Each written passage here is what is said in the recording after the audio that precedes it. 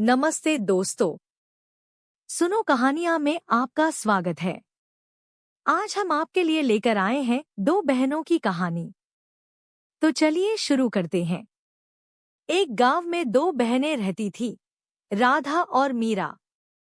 राधा बड़ी थी, नेक और मेहनती, जबकि मीरा छोटी, चालाक और स्वार्थी थी। दोनों बहनों के स्वभाव में जमीन आसमान का फर्क था। राधा हर किसी की मदद करती, सच्चाई पर चलती और गांव के सभी लोग उसकी तारीफ करते। दूसरी ओर मीरा को दूसरों से जलन होती और वह हर किसी से अपना फायदा उठाने की सोचती।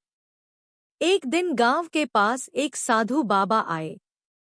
उन्होंने गांव वालों से कहा कि जो भी सच्चे दिल से उनकी सेवा करेगा, उसे एक अनमोल वरदान मिलेगा। राधा ने साधु बाबा की खूब सेवा की, उन्हें भोजन दिया, पानी पिलाया और आराम करने के लिए एक जगह दी। साधु बाबा राधा से बहुत खुश हुए और उसे वरदान में एक जादुई कलश दिया। बाबा ने कहा, यह कलश तुम्हें कभी खाली नहीं मिलेगा, तुम्हें जो चाहिए इसमें से मिलेगा। मीरा ने जब यह सुना तो वह बहुत जल भुन गई। उसने सोचा कि यह जादुई कलश उसके पास होना चाहिए।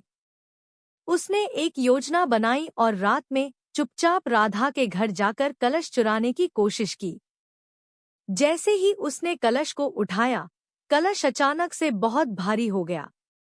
मीरा को लगा कि कोई उसे देख रहा है।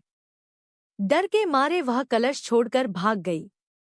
अगले दिन मीरा ने चालाकी से राधा को फुसलाया और उसे जंगल में ले गई।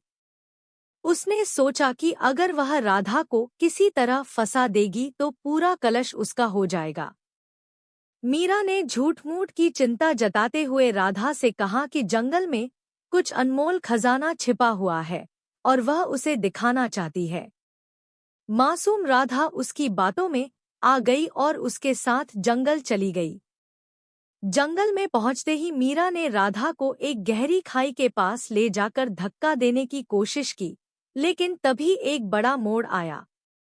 जैसे ही मीरा ने राधा को धक्का दिया, राधा गिरने के बजाय हवा में तैरने लगी। साधु बाबा अचानक वहां प्रकट हो गए और उन्होंने सारा सच उजागर किया। उन्होंने बताया कि यह जादुई कलश केवल सच्चे और नेक दिल वालों के पास रह सकता है, और मीरा की बुरी सोच का पर्दाफाश हो गया। साधु बाबा ने मीरा को उसकी गलती का एहसास करवाया और उसे चेतावनी दी कि अगर वह अपने स्वभाव में बदलाव नहीं लाएगी, तो उसका जीवन दुखों से भर जाएगा। मीरा ने अपनी भूल मानी और साधु बाबा से माफी मांगी। राधा ने अपनी बहन को माफ कर दिया और मीरा ने वादा किया कि वह आगे से सही रास्ते पर चलेगी। इस तरह दोनों बहनों ने मिलकर अपने जीवन की नई शुरुआत की, लेकिन एक महत्वपूर्ण सबक के साथ। सच्चाई और अच्छाई हमेशा बुराई पर जीत हासिल करती है। उम्मीद है आपको ये कहानी पसंद आई होगी। अगर आपको ये कहानी पसंद आई है तो इसे लाइक करें, कमेंट करें, शेयर करें और हमारे चैनल को सब्सक्राइब करें। धन्यवाद।